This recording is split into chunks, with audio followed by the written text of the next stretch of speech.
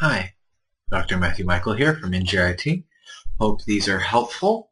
Today I'm going to be talking about convolutions and how they affect differential equations. So we've been talking about Laplace transforms. We've been dealing with impulse functions. Convolutions are part of the reason why Laplace and other differential equations techniques work so well at the higher level. Convolutions are both your best friend and your worst nightmare, depending on who you are. Sometimes they're both. So remember that it is possible to write the Laplace transform frequently as the product of two separate Laplace transforms. So for example, 1 over s squared is the Laplace transform of t. And 1 over s squared plus 1 is the Laplace transform of sine of t. So wouldn't it be nice if the inverse Laplace transform is t sine t? Because the first one's t and the second one's sine t. Wouldn't it be great? Guess what? It's not. But I want to give you an example why, because that's what most people want to do. So instead of the product being the Laplace transform of the product, it's going to be, surprise, surprise, the Laplace transform, the convolution. We'll first have to talk about what that is. And so Laplace transforms can't be commuted. That means A times B, B times A, sort of thing, or in other ways. But also means that you can't break them apart in that case with the Laplace transform. And so it's done with ordinary differential equation. It'll be a special type, which we call the convolution. So, even easier. Let's not even do t. Let's use 1. Laplace transform of 1 is 1 over s. The Laplace transform of sine is 1 over s squared plus 1. So, like before, we would like it if we multiply them together, it becomes that. But it doesn't, because it just 1 times sine is just sine. So Laplace transform of sine is just 1 over s squared plus 1. Whereas if we had multiplied them together, that should have been 1 over s squared plus 1. My bad. In either case, I think it's fairly straightforward to see that it's not the same thing. They do not equal. And since they don't always equal, we can't say that they do. Sometimes and sometimes don't. So instead, we use this formula, what is known as the convolution. Say big F of s is equal to the Laplace transform of little f, and big G is the Laplace transform of little g, and big H is equal to the multiplication of big F and big G. Then there is a function in real space, little h of t, and its Laplace transform is the product of these two functions in Laplace space. H of t, what does it look like? It looks like this integral. Ain't it fun? Please pause if you need to take a look at it and write it down. And note that both of these look different, but indeed their only difference truly is the dummy variable tau, and that if I replaced it by u is equal to t minus tau, the opposite integral works. So this is like saying f of u, g of tau minus u du or something like that. Okay? So, frequently we will notate it with an asterisk, and that's what we tend to call a generalized product or special product. Convolutions. It has lots of different forms. I like writing it as f asterisk g. I don't like that first form because I think it looks like it's being multiplied by t, not apply a t as the variable. So I will frequently write f asterisk g. A lot of people do use the first term. Just to let you know. So, what's the Laplace transform of h when it is the convolution or the integral 0 to t minus tau sine of 2 tau d tau? So this is totally a convolution. What is it a convolution of? Well, this first equation, if you remember, a convolution is the form f of t minus tau g of tau. Well, first term is t minus tau. So that means I take t minus tau and I get t minus tau. That's the identity. F of t is equal to t.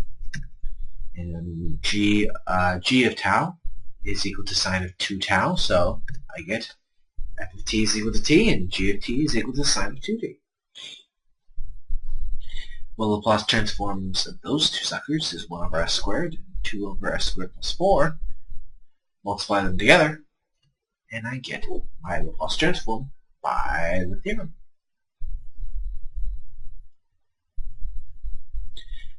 But what are you most interested in? You're going to be more interested in taking the inverse of them. So, 2 over s squared, s minus 2.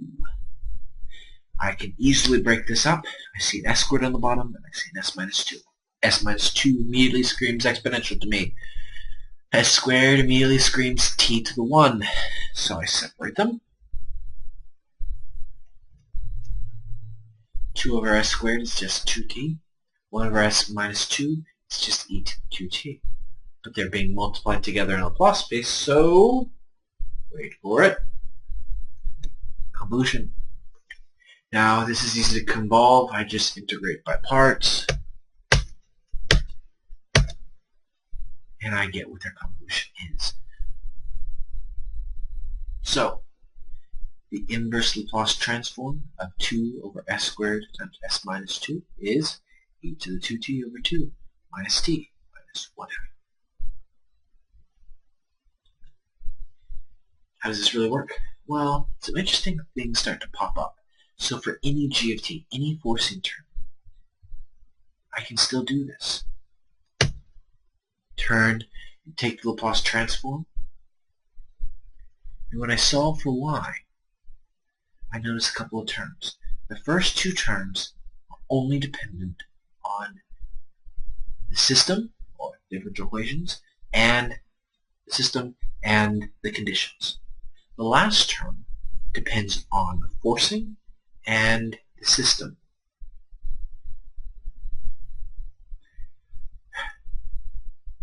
So, what does this mean?